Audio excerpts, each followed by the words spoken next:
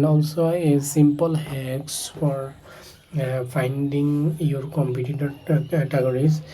You can find easily by using GMB Everywhere Chrome extension. Okay, so when you add this on your Chrome browser, it will automatically shows your competitor categories. Okay, so they are added only three.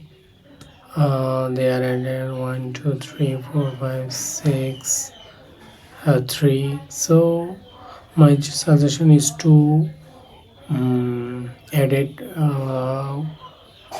2 to 3 extra categories and also edit them to your website too. So thanks for